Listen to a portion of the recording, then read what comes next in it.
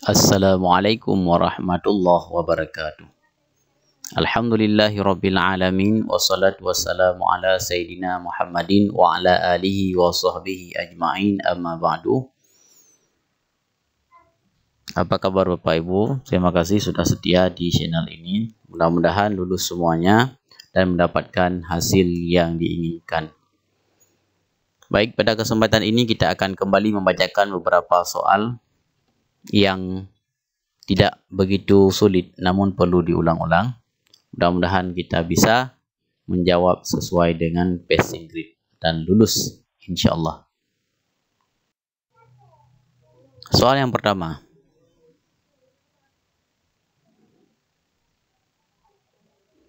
Masa kejayaan Islam terjadi pada tahun A 600 sampai 1350 Masehi, B 650 sampai 1250 Hijriah, C 650 sampai 1250 Masehi, D 1000 sampai 1500 Masehi, E 1250 sampai 1800 Hijriah. Masa kejayaan Islam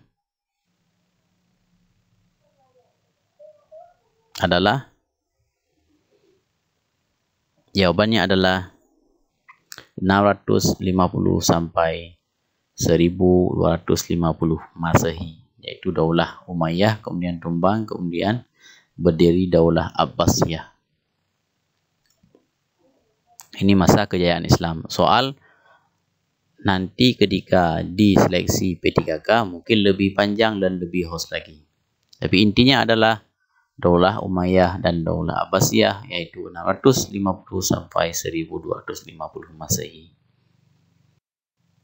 Soal yang kedua, tokoh muslim yang ahli dalam bidang ilmu matematika adalah A. Abul Wafa, B. Al-Ghattani, C. Al-Khawarizmi, D. Ibnu Bajah, E. Ibnu Jarir At-Tabari.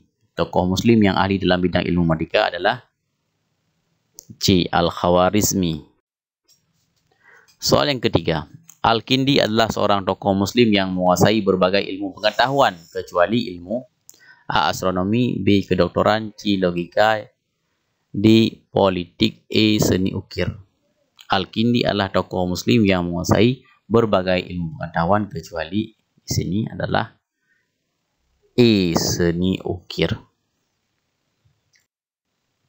Soal yang keempat, berikut yang bukan merupakan hikmah mempelajari sejarah Islam pada masa kejayaan adalah mencintai A. Mencintai ilmu pengetahuan, B. Memiliki semangat juang yang tinggi, C. Memberatkan hubungan antar sesama muslim, D. Menjunjung tinggi etika, moral dan ilmu pengetahuan, E. Merasa sombong karena Islam pernah jaya. Jadi berikut yang bukan merupakan hikmah mempelajari sejarah Islam pada masa kejayaannya adalah, jawaban yang tepat adalah E. Merasa sombong karena Islam pernah jaya.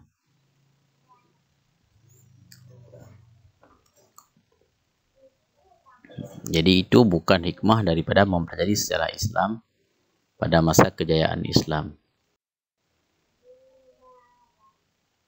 Soal yang kelima, tokoh muslim yang menulis buku berjudul Tafahu al-Falasifah adalah A. Al-Farabi, B. Al-Ghazali, C. Al-Kindi, D. Ibnu Rushd, E. Ibnu Sina.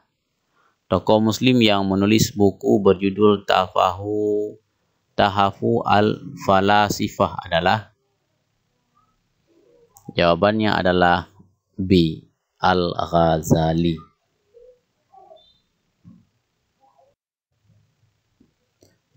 Soal yang keenam, buku ensiklopedia yang berisi tentang filsafat dan ilmu pengetahuan adalah A. Al-Kanun fi At-Tabib, B. Asy-Syifa, C. Falaisul al-Arab, D. Kitab Bidayah al-Mujtahid, E. Kulliyat fi At-Tib. Buku ensiklopedia yang berisi tentang filsafat dan ilmu pengetahuan adalah Asy-Syifa. Soal yang ketujuh, tokoh muslim yang menulis buku berjudul Al-Kanun fi At-Tabib adalah A. Al-Farabi, B. Al-Ghazali, C. Al-Kindi, D. Ibnu Rushd, dan E. Ibnu Sina. tokoh muslim yang menulis buku berjudul Al-Qanun fit Tabib adalah Ibnu Sina.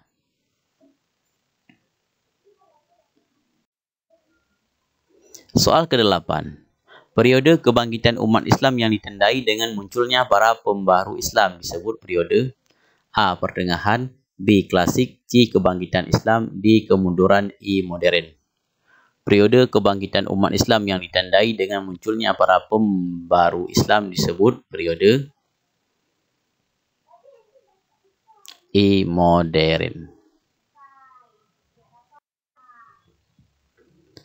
Soal nomor 9.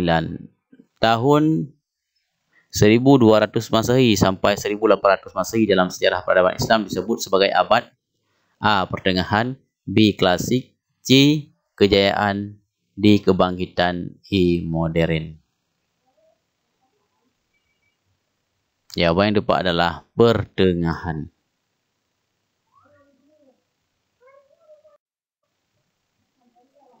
Soal nomor 10. Imam Bukhari adalah tokoh Islam dalam bidang A. Seni ukir, B. Hadis, C. Kedokteran, D. Fikih, E. Faraid. Ya, jawaban yang tepat adalah hadis. Wallahu a'lam bissawab. Mohon maaf atas segala kekurangan. Terima kasih atas segala perhatian. Silakan Bapak Ibu komen di kolom komentar. Mudah-mudahan bisa menjadi rujukan bagi para pengunjung yang lain. Lulus semua insya Allah. Adanallahu wa yakum ajmain. Assalamualaikum warahmatullahi wabarakatuh.